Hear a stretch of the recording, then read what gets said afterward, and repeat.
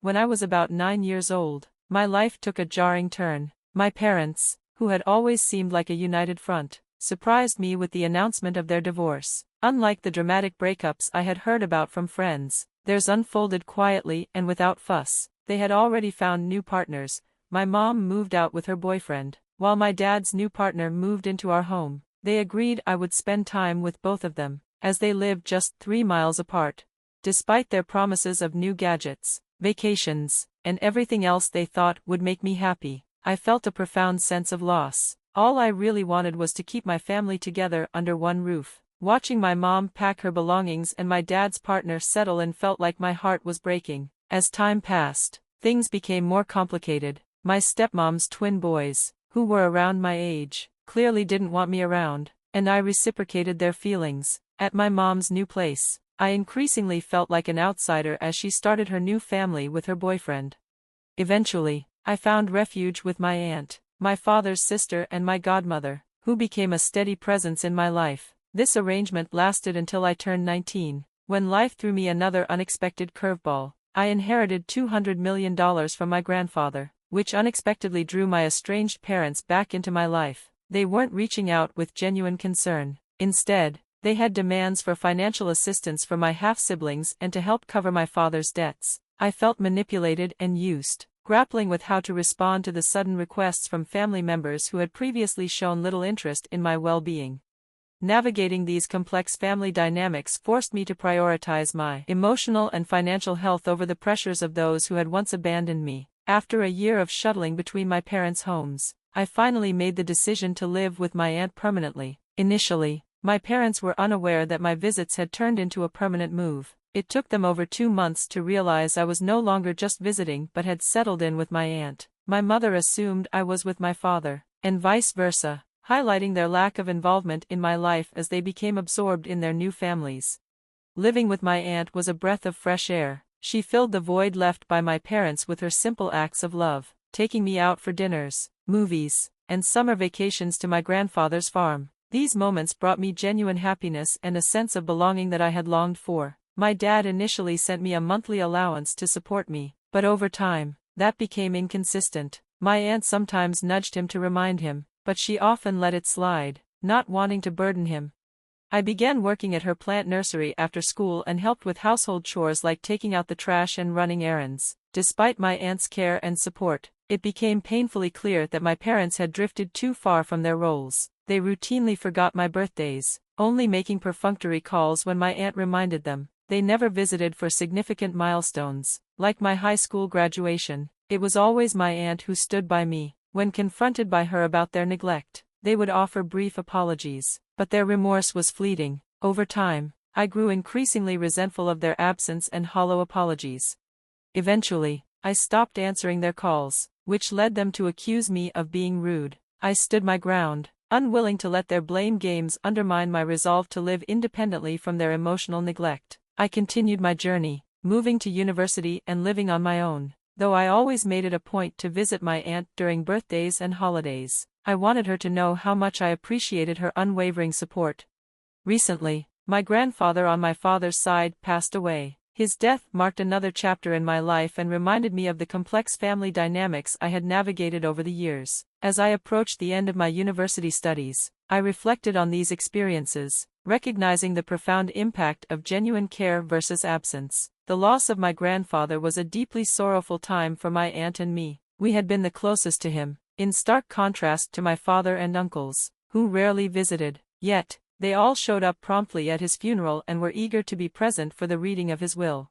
To their dismay, my grandfather had bequeathed all his assets, including a 197-acre farm, the farmhouse, and $200 million in cash. To my aunt, he donated the remainder of his wealth to charity. This decision may seem harsh, but it was justified, given their prolonged absence during his illness. My aunt had been his constant companion in his final days, while I was away at university. After inheriting the property and the cash, my aunt called me home, her house, which I consider my true sanctuary. Once there, she revealed her plan to give me the $200 million my grandfather had left behind. I was overwhelmed with emotion. It wasn't just about the money but also about the depth of her love and support for me. Over the years, I had often shared my dream of starting my own business with her, and now she was making that dream a reality. Tears streamed down my face as I hugged her, grateful for her unwavering belief in me. The news of my inheritance quickly reached my parents, and their attitude toward me changed overnight. Suddenly, they were showering me with attention, professing their unconditional love, and frequently calling to check on me, but I could see through their sudden change of heart. It was clear they were more interested in the money than in me. Just last week, my dad showed up at my university dorm, which he only knew about through my aunt. He tried to reconnect, claiming pride in my upcoming graduation and suggesting a family dinner, as if nothing had ever happened. I confronted him about their long absence and the lack of genuine contact, leaving him momentarily speechless, despite his attempts to reconcile, citing that he and my mom missed me and were sorry. I couldn't shake off the resentment. Their newfound interest felt tied to the inheritance, not out of any real love or concern for me. My mom even left a voicemail, excitedly talking about my graduation and hinting at an invitation to celebrate. She mentioned how proud they were of me for fulfilling their dream of attending university, but the thought of having them at my graduation felt undeserved and unwelcome. I confided in my aunt about my dilemma. While she suggested that reconciliation might be possible, she ultimately left the decision up to me. Now, I find myself torn. I value my aunt's guidance and recognize the potential benefits of mending familial ties, but the hurt and disappointment stemming from my parents' previous actions weigh heavily on me. I'm unsure if I can, or even want to, let them back into my life for such a significant occasion. Life has been hectic, but I have some good news. I've graduated from university and landed a job. Thank you all for your support. Now, let me address some common questions I've received. Many of you have asked about my aunt and how she was able to take me in for so many years. To clarify, my aunt is about 10 years older than my dad. When I moved in with her, she was in her late 40s and had been single for many years after her husband passed away in an accident when I was just a baby, around 2 or 3 years old. She has a daughter who left home as a teenager to attend medical school and is now an interventional cardiologist living in the US. Since then, my aunt has lived alone. Although my cousin and I have tried to encourage her to date again, she refuses, saying she finds happiness in caring for her plants. Some of you mentioned that I might have been too harsh on my parents, pointing out that they have every right to separate and find new partners. I agree, they do have the freedom to make their own choices. However, it's never acceptable to neglect your children after starting a new family, which is exactly what my parents did. When they first separated, the plan was for me to spend 1 week with each of them. But often, they acted like my presence was a burden. They would plan activities, like going out for dinner, only after I had left. Hearing them say things like, "Oh, she's here now, so we'll go out next week," felt painfully dismissive. My mom moved in with her boyfriend shortly after the separation and quickly became pregnant. Their public displays of affection were uncomfortable for me, especially since I was still just a child. Once, they took me on a 3-day trip, but instead of spending quality time together, they left me alone in the hotel room while they went sunbathing. Even when they were in the room, they would ask me to sit on the balcony outside, as if my mere presence was an inconvenience. I knew exactly what was happening inside my mom's house, and it was incredibly difficult to cope with, especially since the man she was with wasn't even my father. After a particularly disheartening visit, I decided to stop going to her place altogether. My dad was somewhat better. At least he occasionally tried to include me. However, his stepsons would often throw tantrums about my presence, causing him to postpone our plans. He'd say things like, "Let's skip this one. Maybe next week father and son could go fishing." But that next week would never arrive, and I'd be back at my mom's house. Before long, I noticed a pattern. My parents seemed to have an unspoken agreement to pass me back and forth, always promising, "Let's do it next week," whenever it was convenient for them to be rid of me. The few times I did join my dad and his new family on vacation were miserable. On one trip, his wife and her sons monopolized his attention, leaving me feeling completely ignored. Even during family photo sessions, I was asked to take the pictures, ensuring I was left out of all but 4, one of me alone and one with my dad. This context might help those who thought I was too harsh on my parents understand my perspective better. Recently, my parents claimed they wanted to reconnect because they were proud of my upcoming graduation and wanted to celebrate with me. However, given their absence during my high school graduation. I was skeptical. They insisted on attending, but I didn't extend an invitation. I did, however, get extra tickets in case they decided to show up uninvited. They didn't. I kept the graduation date from them, and they completely forgot about it. It's been nearly a month since I graduated, and not once have they reached out to confirm the date. It's clear their sudden interest was merely a pretext to re-enter my life. Here's the latest update. Almost 3.5 months post-graduation, my mom called to inform me that my half-sister, Ellie, had graduated from primary school and was now enrolled in a private elementary school. She also said they were facing a shortage of funds and wanted my help. I was taken aback when my mom bluntly asked me to fund Ellie's education, stating that since my aunt had left me a $200 million inheritance, I should step up as a big brother. "Your sister needs you now," she insisted. I immediately halted her, saying, "Hold on, this is delusional. I've never even met this sister you're talking about. Where were you when I needed my mom when I was sick and alone?" Her response was tears, and she accused me of living in the past, trying to guilt-trip me by saying, "You have this huge sum of money. What better use could there be than your sister's education?" I wanted to say more, but I restrained myself and simply told her, "I have plans for that money, and I can't spare any for anyone else." She abruptly ended the call, not even asking about my graduation day. It became clear that their sudden interest was purely financial. Just when I thought I'd heard it all, I received a call from a bank about a defaulted mortgage my dad was responsible for. They had gotten my number from him after he had taken out a personal loan and fallen behind on payments. Initially, I panicked, unsure of my legal responsibilities. Instead of confronting my dad, I reached out to a friend who was finishing law school. Though he wasn't yet a lawyer, he was knowledgeable about legal matters and reassured me that I had no obligation to pay my dad's debts. The bank's recovery agent had contacted me because they could ask anyone they thought might pay, but I had every right to refuse. When the bank called again, their recovery agent used an assertive tone, trying to intimidate me into paying. This time, I was prepared. "Who gave you the right to speak to me like this? I'm not responsible for this debt. Contact the person who is." They apologized and hung up.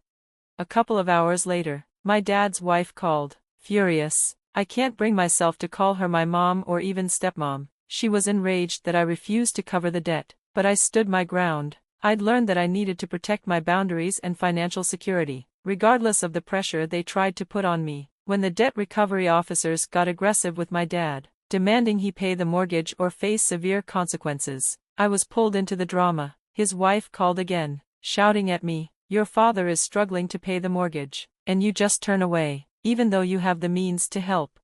I replied coldly, "I have no obligation to help because he never prioritized me. He always chose you and your boys over me. Why don't you all help him out?" She abruptly ended the call.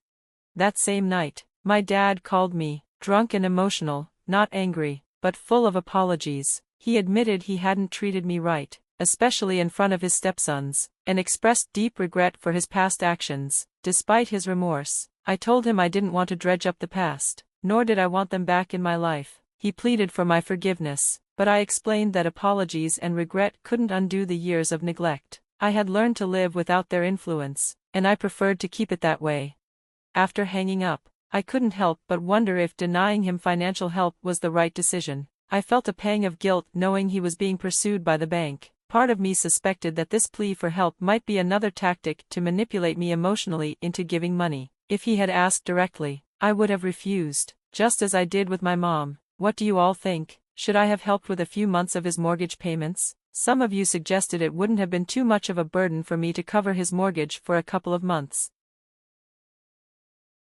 I considered my dad's situation and felt a pang of remorse, teetering on the edge of calling him to find out how much he needed. But before I could make that call, I received an email from my mom. She apologized for missing my graduation and invited me to dinner with her and my dad, promising a return to the old times, just the four of us. Although I wasn't enthusiastic about revisiting memories of our past family life, I accepted the invitation. I wanted to bring an end to this ongoing saga.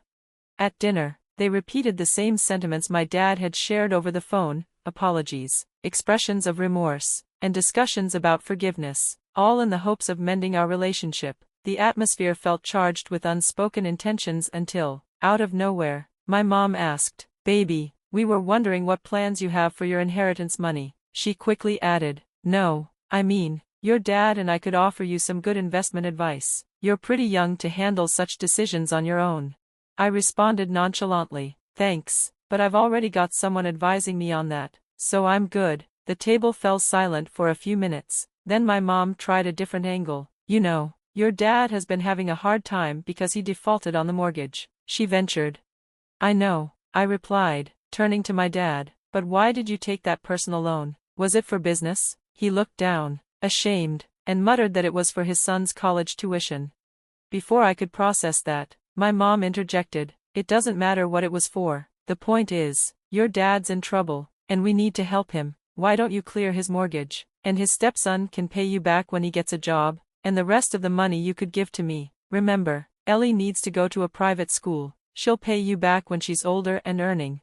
Feeling the absurdity of the conversation peak, I replied, "How about we just eat our dinner silently and call it a night?" That sarcastic comeback did not sit well with her. She lost her temper and yelled, accusing me of still being that self-centered brat who only cared about himself. I retorted, "Yes, that's exactly who I am."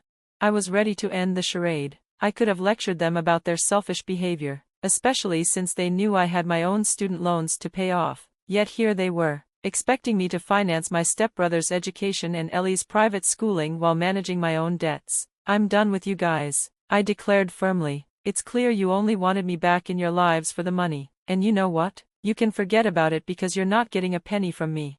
I stood up from the table, left enough cash to cover my portion of the dinner bill, and walked out without looking back.